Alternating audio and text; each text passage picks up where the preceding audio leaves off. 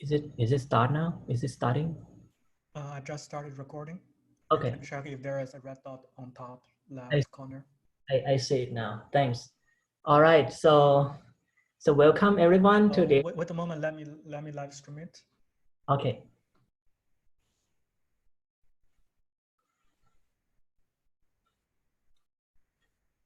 All right. So welcome everyone to this session on dynamic graph algorithm. So today we have 4 exciting talks. The first one is by Nicole on shortest path. The second one is by Jakob and Eva on planarity testing. And the third one by Saurabh, who will be talking. It will be about Densest subgraph. And the last one by David Weiss is about matching all fundamental graph problem. And the talk will be for 5 minutes, and then there will be 5 minutes for asking question. And you can ask question in the Q&A.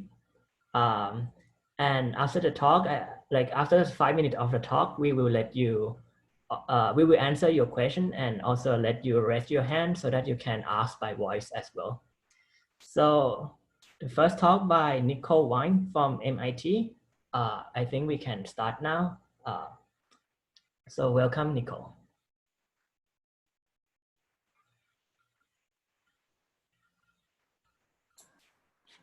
Okay, is everything good?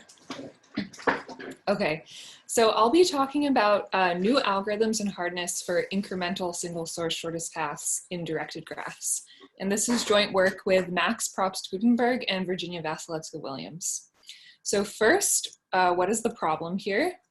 So the problem we're studying is the problem where we're given a directed graph and we have a special vertex S, and we're interested in finding the shortest paths from S to every other vertex in the graph.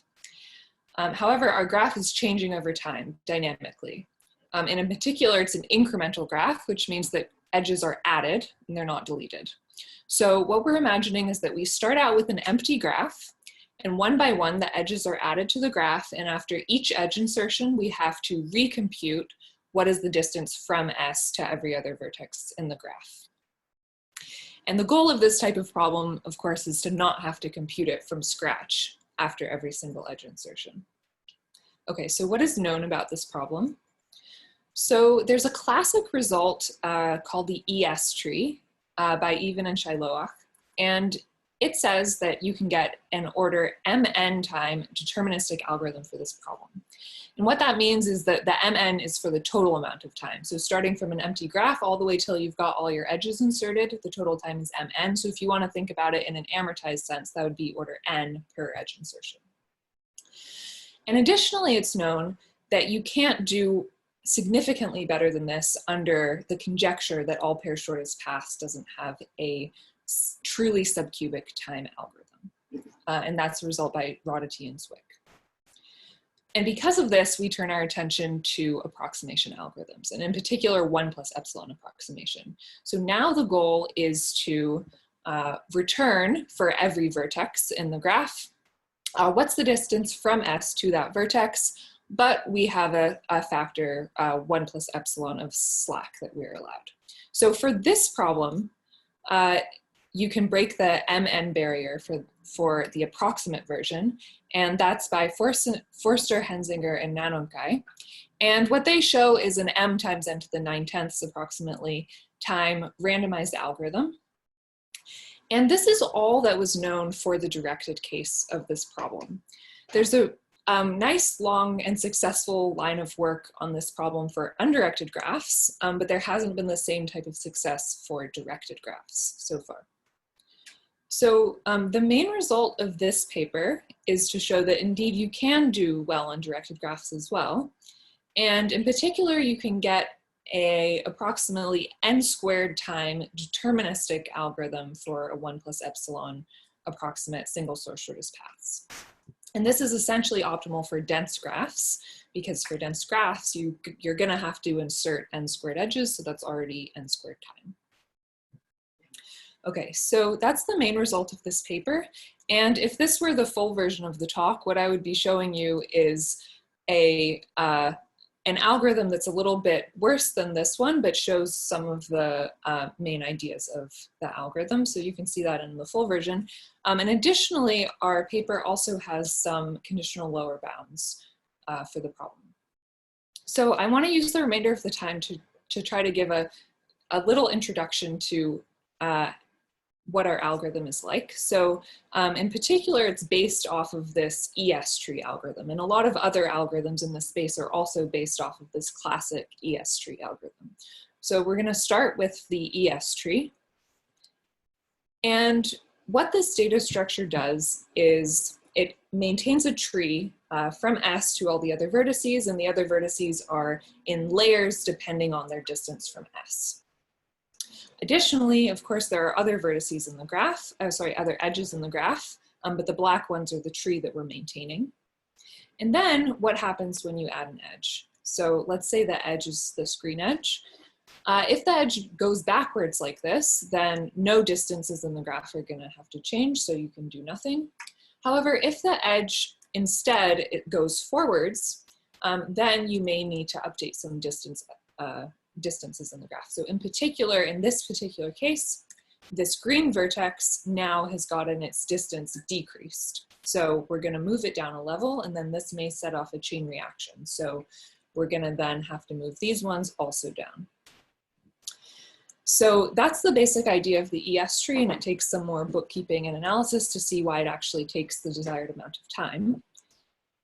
So with that in mind, our algorithm is going to be sort of a lazy version of this ES tree.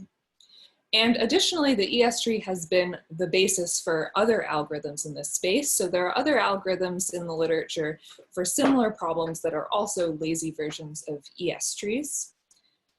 But one of the challenges in this type of algorithm is to figure out sort of what type of laziness best suits the problem that you're trying to solve. Okay, so that's all that I wanted to say in these 5 minutes, and I'll be happy to take any questions. Thank you. So there is one question by the attendees, which asks, can you explain more about ES trees? But I guess you kind of have explained a bit already in this talk. I don't know if you want to say something more. I'm not sure there's, so I guess what the ES tree does is to just sort of exhaustively update all of the vertices whose distances have changed, and they do so in a manner where I won't get into the details of the analysis, but they do so in a manner where they can bound the total amount of time per update to be n in an amortized sense. Okay. And the next question is, can you do better if you care only about constant factor approximation? So actually you, okay, so first of all, this algorithm is optimal for dense graphs. So given that there are n squared edges that are added, the best you can hope for is n squared. And it turns out you can also get a good approximation for this. Right. However, a nice open question in this area is how well you can do for sparser graphs. So in particular, you know, let's say you want your time to be like m times squared n, then this is an open question. I see. And it's not clear that allowing more approximation factor will help speeding up yet. It's not clear from this result. It's not clear from this result. And maybe a good place to start with an algorithm for sparse graphs would be to allow yourself a bigger approximation factor. So Julia asks, can you quickly say what are the lower bounds you can get? So the lower bounds, I think they're asking about the lower bounds in this paper, I assume. So the lower bounds in this paper are actually for a slightly different problem. Well, they also apply to this problem, but they apply to the more general class of problems where your graph is undirected and you're only talking about ST shortest path. So you only care about the distance between a specific vertex S and a specific vertex T. And they're conditional lower bounds, and the assumptions that we base the lower bounds off of, there's two of them. One of them is this assumption about how fast you can solve the K-cycle problem.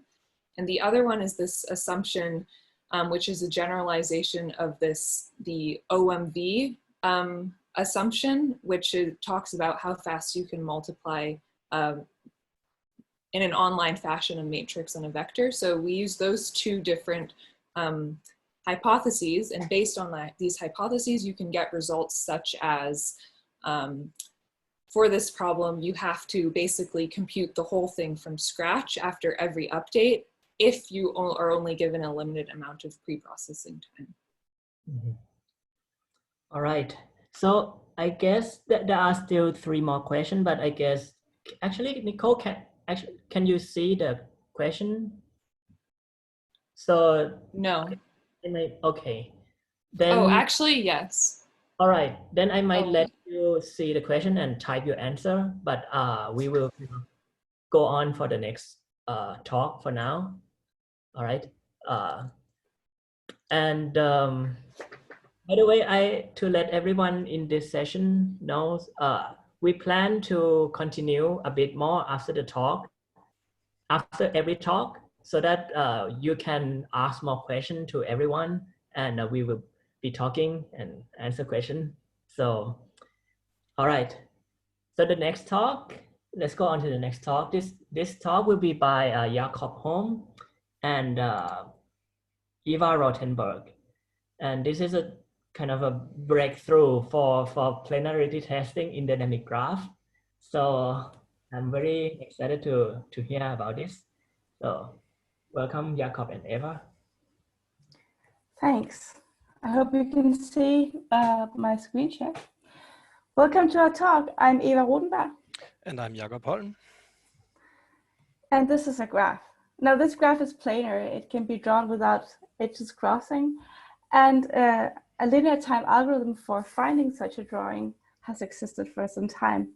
But what happens if you have a slight change to the graph? Can you recompute an embedding of it, or just answer whether it is embeddable in the plane? So by slight changes, I mean edge deletions and insertions.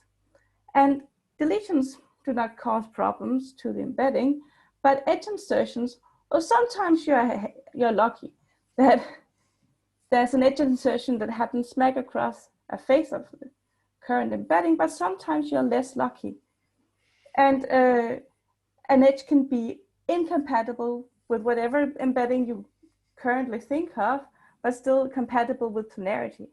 And what you need to do is to modify your embedding by performing local changes that we call flips, like this.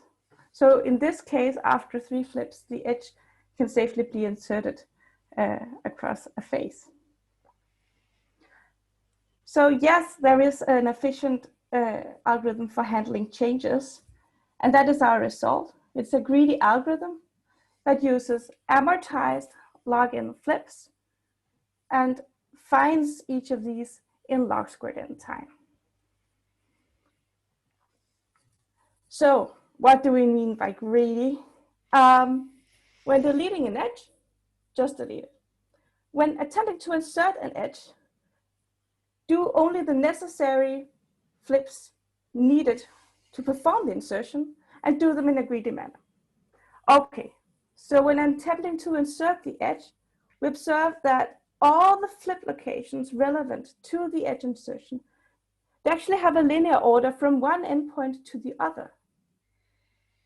And in log squared n time, we can in fact find the flip location nearest to one endpoint by considering a large but constant number of cases.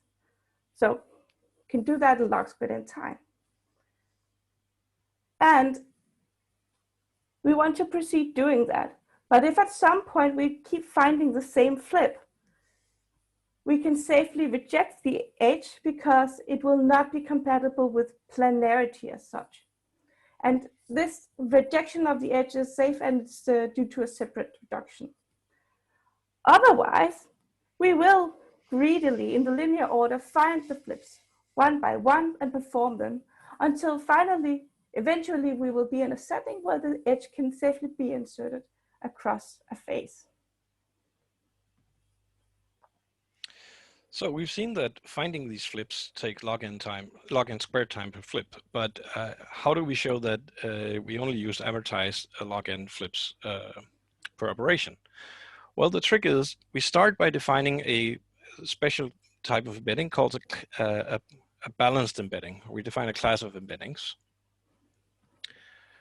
And these balanced embeddings have the property that the number of flips between any balanced embedding of the graph G and a balanced embedding, some balanced embedding of the graph you get by adding or deleting an edge is at most log n.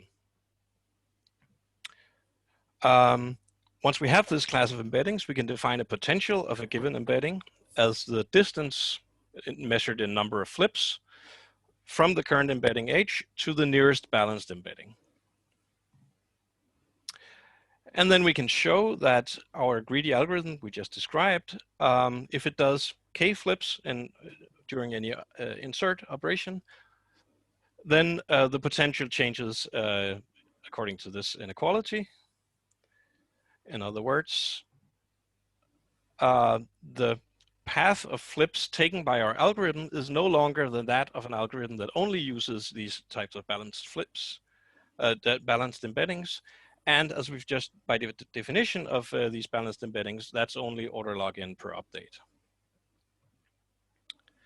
Thus, any sequence of t of these greedy updates starting with a balanced embedding will do only order t log n flips, which is exactly the definition of doing log n updates per amortized log n updates. And there's an interesting analogy here with the way between the way that we do our balanced embeddings, the way we maintain them, and how splay trees balance a binary search tree. We can talk about this analogy later during questions. And there's a whole bunch of interesting open questions still related to this that we can also talk about. That's what we had to say. Thanks. Thank you. It feels strange clapping alone. All right. Is there any question from the attendees? I don't see. Can this approach be generalized? Oh, to graphs with constant bounded crossing number.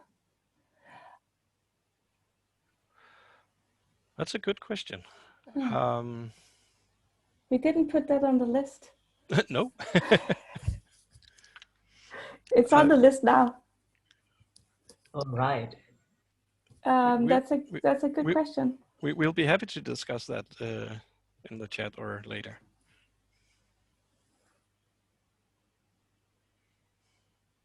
I guess one can try to ask about the genus or anything beyond planar. Yes, that was on our list. But are you like optimistic about this? Bounded genus seems likely that we can do something.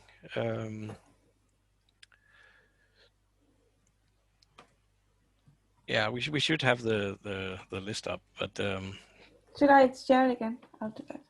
I can have it here for my own purpose. So the list here. I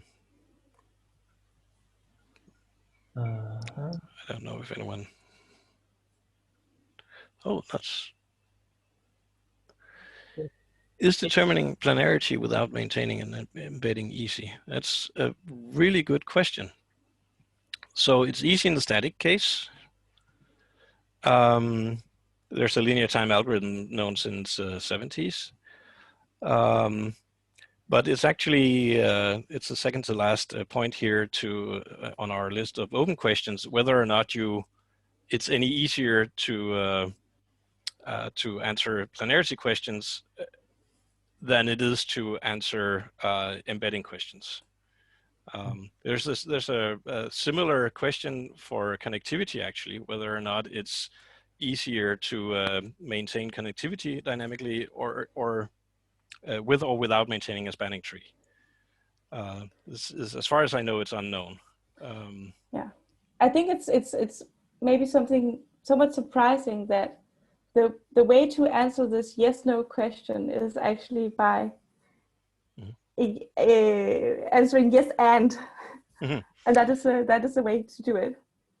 Both in both cases, both for connectivity with the spanning tree and also for planarity with the more or less some representation of the embedding at least. There's one more question I'd like to answer. Here is this algorithm optimal? Do you know some lower bound? It's optimal in the sense that it does the optimal number of flips amortized, but the time for finding each flip might be improvable. Also, it's amortized and not worst case. We would love to see a worst case algorithm, but it's doing the optimal, at least up to constant factors, number of flips. If there's a lower bound of log n. Which we proved in January. Sorry, there's a lower bound of log n in time also for answering planarity. Oh. It's due to Mihai Tasco. True. From all of his work when he did that. Yeah. So there are two log factors to play with here. Please join us in maybe removing one of them. All right, thanks a lot, Jakob and Eva. So we will go on to the next talk now. This is a talk by Saurabh Solani on dynamic densest subgraph. So Saurabh is from Georgia Tech. So welcome, Saurabh. Hi, is everyone able to see my screen? Yes. Okay, great. I guess let me start. This talk is going to be about the densest subgraph problem. And what I want to talk about is a fully dynamic algorithm for the problem. And this work is with Junxing Wang from CMU, right? Cool. So the problem as such is finding the densest subgraph, and the density here we define it as just the number of edges over the number of vertices in a subset. That should be a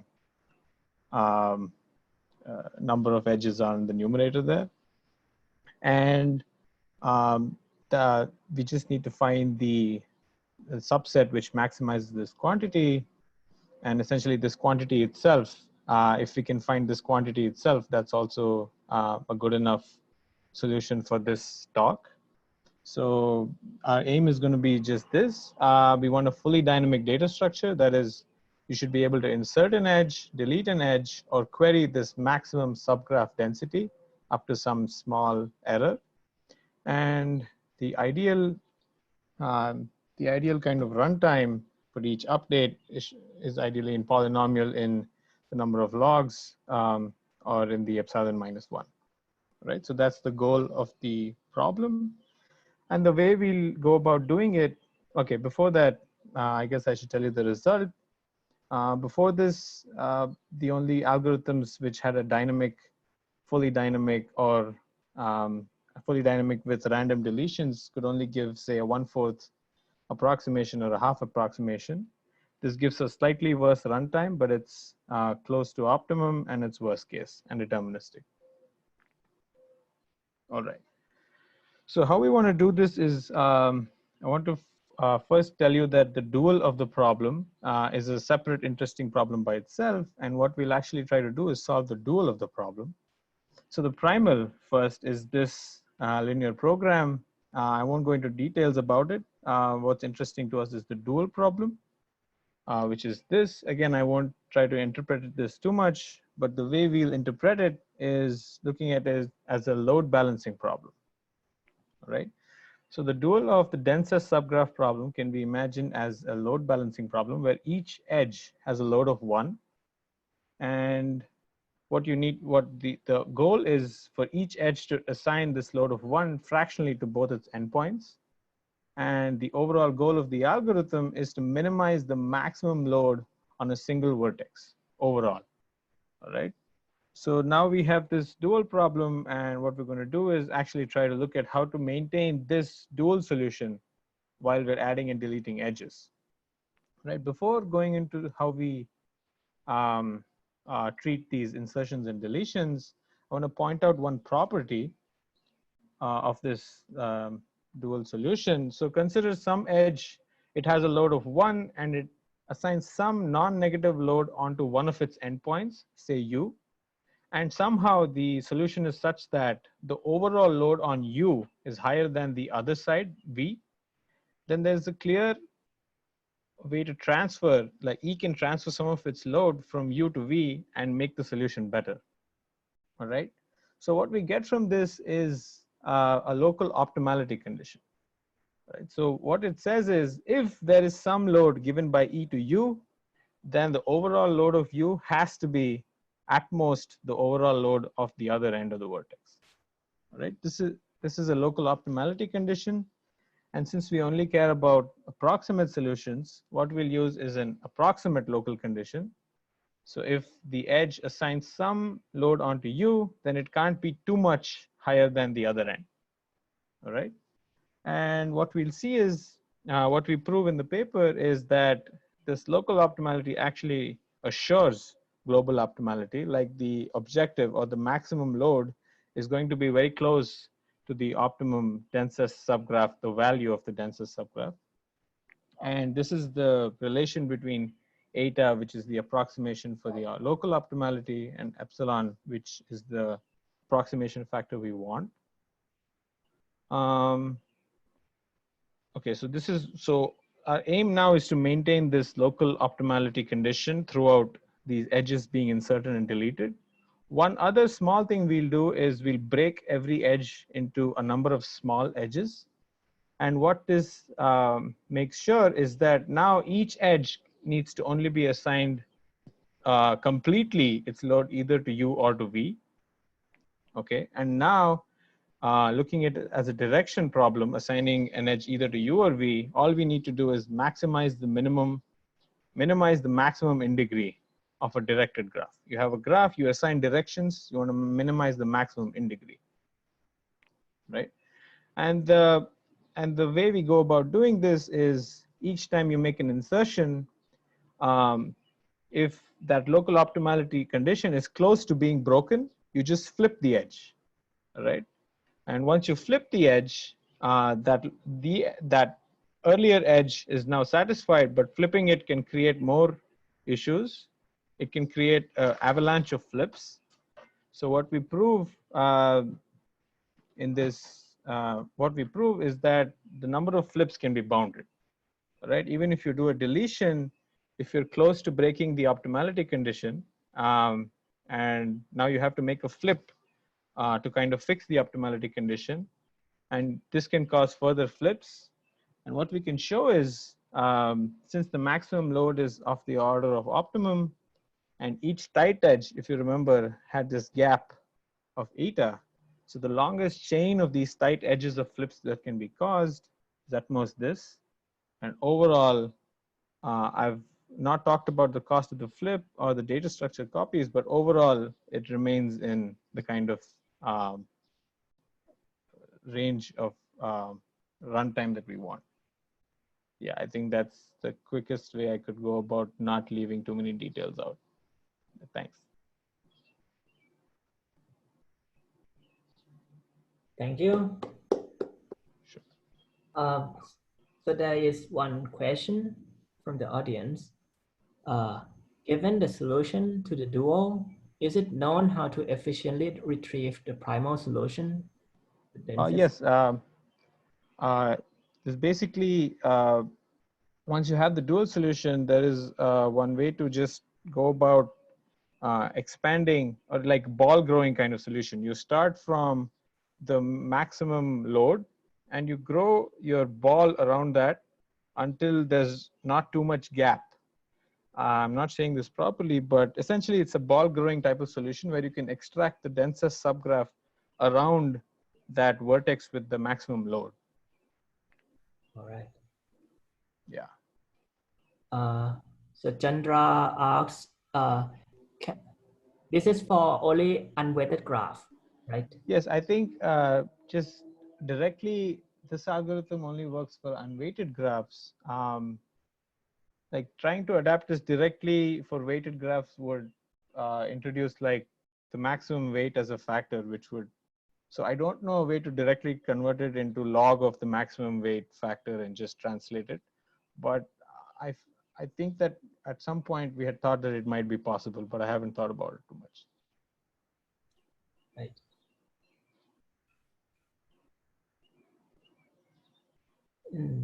Maybe just one question from me. Do you think it can be useful for very related problem like arboricity or generacy of graph, this kind of technique? Yeah, I think actually the kind of flipping, inserting an edge and flipping thing is actually been done for a similar arboricity type question before, if I'm not wrong. But it doesn't exactly, but because arboricity is a very related notion, right? Yeah. So I think it should definitely be applicable with some minor changes, but I'm not sure exactly how. Right. I think it's just sometimes it's within a factor of 2 instead of 1 plus x naught. Right. One need to work a bit. Right. All right. Thanks a lot, Saurabh. Sure. So we will go to the next talk now, the last talk by David White. David will be talking about dynamic matching. So please welcome David. Thanks, Thachapol. I'm David Weitz, and in the next 5 minutes or so, I'd like to tell you about rounding dynamic matchings against an adaptive adversary. So as with all other talks in this session, we'll be talking about dynamic graph algorithms, specifically fully dynamic, so we have both edge additions and deletions. And what we'd like to do is maintain a matching M of small approximation ratio. So our matching in red here is a 3/2 approximation of the max matching marked in purple. And moreover, we'd like to maintain this quickly in the face of updates. In particular, we'd like to outperform the naive solution, which would recompute a matching from scratch, ideally even maybe polylog or even constant if possible, constant time. Good, so this problem has been studied intensely over the years. Of course, I won't have time to mention almost anything in 5 minutes. Let me just mention that the state of the art is that randomized algorithms are faster than their deterministic counterparts. However, they all require the oblivious adversary assumption. So as a quick reminder, maybe to emphasize it, the oblivious adversary assumption is that the input is generated in advance, based on the algorithm, but not based on its random coin tosses. A stronger, essentially unlimited adversary is the adaptive adversary, which determines its update sequence adaptively based on the algorithm's execution so far and also based on its randomness. Now, the interest in being able to deal with adaptive adversaries is that you actually need this if you want to be able to use dynamic algorithms as a black box to speed up other algorithms. So that's kind of the motivation as to why you should care about this. Now, specifically for the dynamic matching problem, what's known? So as I said before, the fastest dynamic matching algorithms to date are all randomized, and they all assume the oblivious adversary assumption. Now, the approximation update time trade-offs we know how to achieve are 2 approximations in constant amortized time, slightly worse than 2 approximation in polylog worst case time, and slightly better than 2 approximation in arbitrarily small polynomial update time. Great, so what do we do in this work? Well, we essentially match all of the results from the previous slide up to some small caveats marked in red. Let me go back and forth just so you notice that it's essentially the same results. Okay, good. But what we do is actually we do without the oblivious adversary. So now all these results that were known before, we know how to get them even against adaptive adversaries. So in the next, say, 2.5 minutes or so, I'd like to tell you a little bit about how we get these results. Now, our starting point is an observation implicit in the work of Gupta and Peng and made explicit in this work, sorry, that dynamic matching sparsifiers help to solve dynamic matching. That is, sparse subgraphs that approximately preserve the matching size are useful for dynamic matching. And here's how. What you can do is maintain a dynamic sparsifier H of G and periodically compute a near maximum matching M in this sparsifier H. Since H approximately preserves the max matching in G, a nearly maximum matching in H is an approximate matching in G. Moreover, if these periods are short, then it doesn't matter what the update sequence is or whether it's generated by an adaptive adversary, the approximation ratio during the period stays more or less the same. A small number of updates can increase opt only by a little bit and decrease the size of our matching only by a little bit. On the other hand, if the periods are long enough and our sparsifiers are sparse enough, then we also get fast updates. Step 2 doesn't take too long and it amortizes over long periods of time. So what we get from this is a fast dynamic matching algorithm. And moreover, if we can make step 1 work against an adaptive adversary, then the entire algorithm will work against an adaptive adversary. So that's the name of the game. We want to develop a dynamic sparsifier algorithm, which works against adaptive adversaries and maintains sparse sparsifiers. And to do that, we developed the following framework, which on the one hand uses dynamic fractional matching algorithms, and on the other uses dynamic edge coloring algorithms, and shows how to combine these to get better dynamic sparsifiers, even in the face of adaptive adversaries. Plugging in all the known dynamic fractional matching algorithms and dynamic edge colorings, we get all of our quantitative results.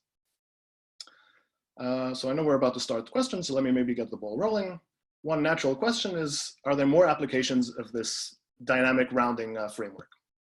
And as shown by Thachapol and co-authors and as yet unpublished work, yes, there are more applications. It would be interesting to see if there are even more applications for this framework. Another question, as you might have noticed from the table of results earlier, a 2 approximation seems to be more or less where we're stuck at right now for polylog or constant time approximation. Can we beat this barrier? Actually, can we get arbitrarily close to maximum matching in polylog or constant time? Generally, there's a lot of open questions in the area, and I look forward to hearing your adaptively generated questions for this talk. Thank you. Let's see, can I see the questions though while sharing? Yes. So there is a question from Tapir. Yeah, so this is a great question. The question is there any chance of getting similar results for maximal matching? And in a sense, yes, because it seems that this approach of lazily recomputing, of course, is no use for maximality. That being said, I don't know that there isn't something more intelligent on top of this approach that could still work. Hope that answers your question.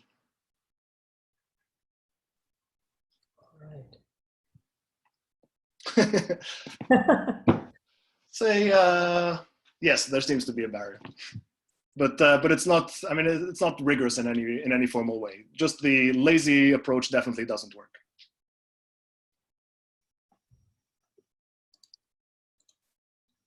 Sure thing.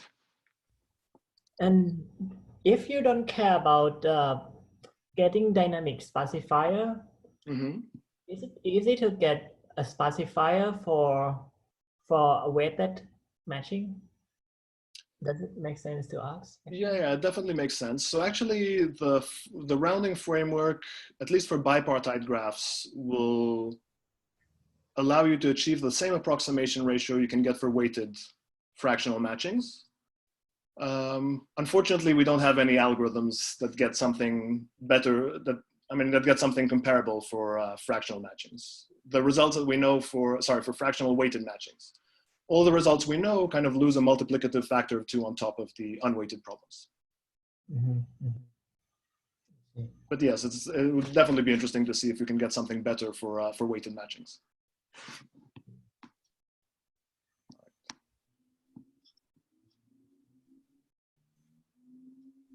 That's it.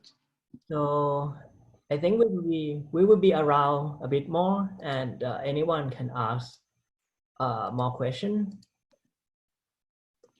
And all right. So I guess I will ask a question then. To you again, David. So you mean that one can really get a static specifier for weighted matching, but it's not clear how to maintain that? Oh no, so the general approach works for weighted matchings as well. Maybe for bipartite graphs, the same approach kind of carries through. For general graphs, you'd have to lose the integrality gap, which is a 3/2 multiplicative factor, but you could still, the general approach still works for weighted matchings. I think there's a note somewhere in there in the paper which says that this. Even in dynamic setting? In the dynamic setting. So essentially what I guess the warm-up rounding does is make sure that every edge will be sampled with probability proportional to the value of the fractional matching. And then it's just, arguing about concentration to claim that you can still get essentially the same value, same fractional matching value in the subsampled graph. But the same still works for weighted graphs. Yeah, the same still works for weighted graphs, essentially. I see. By the way, anyone who want to ask by voice can raise their hand, and you can ask using your own voice. No, but like, didn't you need to exploit the fact that you can maintain unweighted specifier because you can weight, like it's stable. You can weight for like. Good point.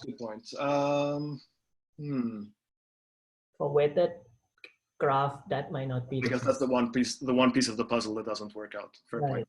I mean, I guess you could, yeah, get essentially the same results up to, let's say the weights are all integers between 1 and w. You could get the same updates up to this times w term, which I guess is only pseudo polynomial.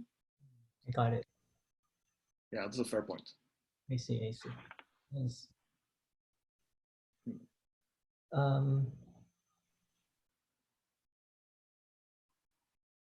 Any more question? Can I ask a question for Eva and Jacob? Yeah. Sure. Hey, thanks for a fun talk. Do you know of any almost like direct implications of the dynamic planar embedding? Can you? I mean, is there some problem that you can solve dynamically, almost, just like taking some stuff off the shelf and using your algorithm? I am expecting there to be some, but I don't know of it, honestly. Judging by Eva's eye motion, it seems like she has the same answer. Yeah, but it's more like there's some problems that are easier if the graph, where you can actually compute the static case more efficiently when the graph is planar. Yeah. Right, and then you can hope for dynamic algorithms that say, well, either the graph is still planar and we can still do whatever it is efficiently, or the graph is currently not planar, and we don't need to maybe even like. I think one thing is that there should be some dynamic algorithm that is fast already if someone maintain you a planar embedding. And this algorithm basically maintain it for you, so you can use that. Right. That's our hope. I have some ideas for a number of things I want to look into, but I haven't looked into them yet. Yeah. So we didn't expect to finish this now. Actually, we've been working on it for so long, and it's just more or less came as a surprise that we suddenly had the result. So. Never have we written so fast. I'm afraid it shows. Like I think I know at least one algorithm that actually need to assume that some, like, it works in plane in plain graph. That is someone maintain you a planar embedding for you, and then it works fast. That is like a planar min cut. Right. Yeah. Yes. And what was already known since the 90s was like if you insert an edge and it's already compatible with whatever embedding you're maintaining, then you can safely insert it, otherwise reject. And if that was used as a subroutine for some other problems, then there's the hope that we can also facilitate these changes to the embedding and still whatever it was used to use our result for that. But I haven't looked at that yet.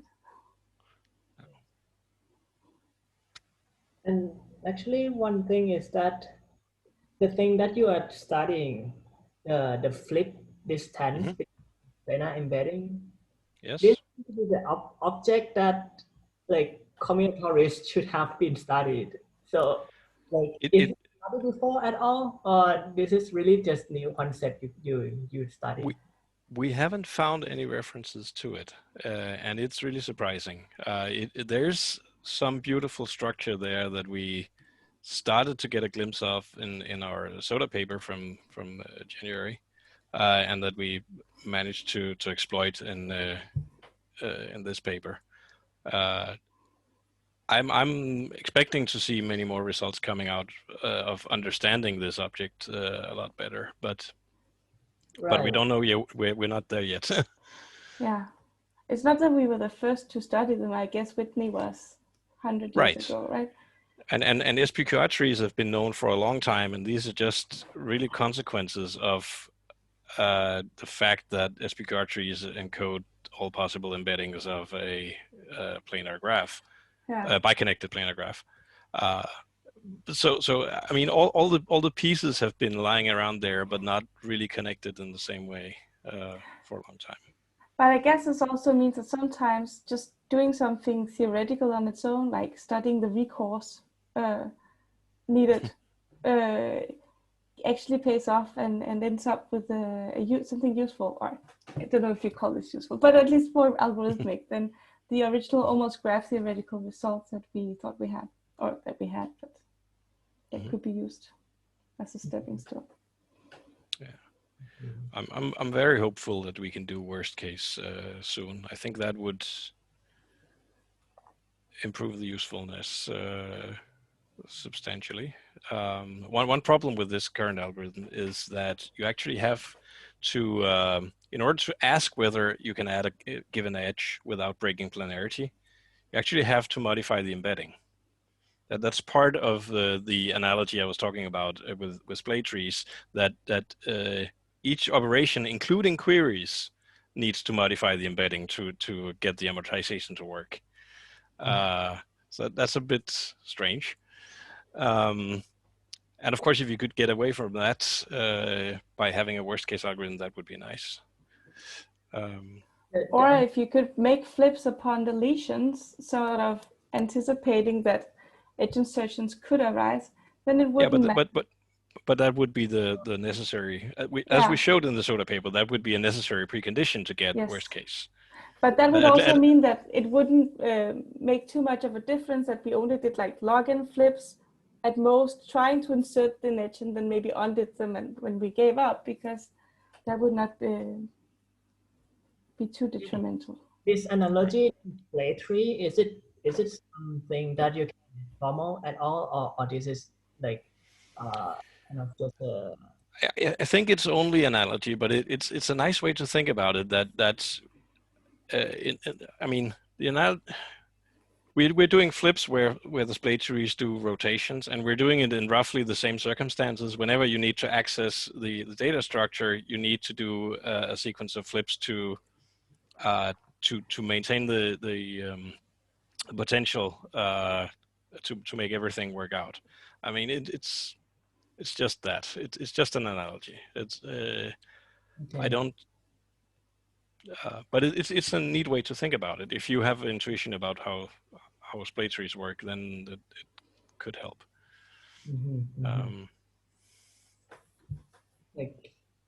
Like some years ago, I have with Laszlo Komma on this kind of self-adjusting binary search. And we make connection from this thing to the flip distance of something called rectangulation. Yeah, I think I've seen that. It's a different. It's unfortunate that we use the same term, same word, but it's just the same word, not it, so. All right. Right. Okay.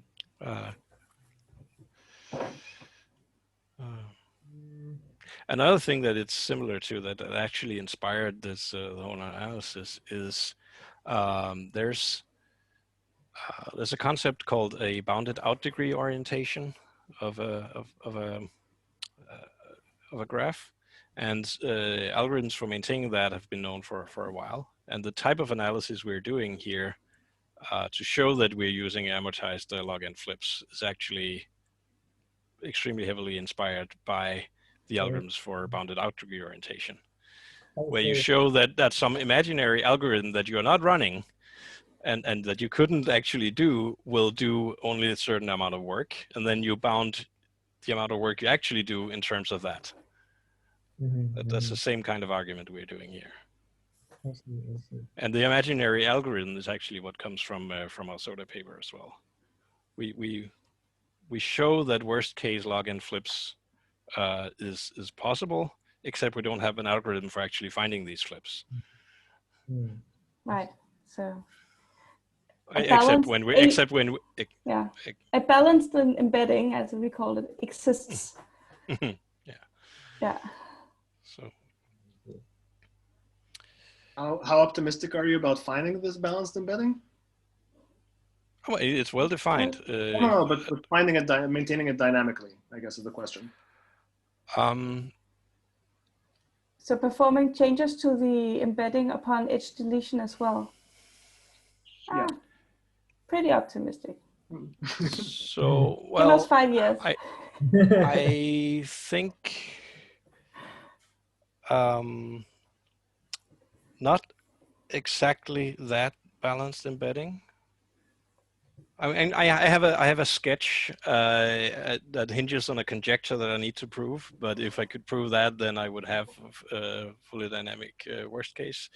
It would by necessity maintain some sort of balanced embedding in the sense that we're talking about here, but it wouldn't probably not be exactly the same definition that we have. So anyway, I would be happy to discuss this in a slightly smaller forum, I guess. All right. I guess we will just finish for now. Thanks all the speaker, and thanks everyone for coming. And there are something, if you want to discuss something more, you can always go to the Slack and go to the channel for this paper, for any paper in this session. All right, thanks a lot, and let's stop the session. Thanks, Tachapur. Thank you everyone. Thank you. Thanks. Thanks. Yeah, I should clap for that.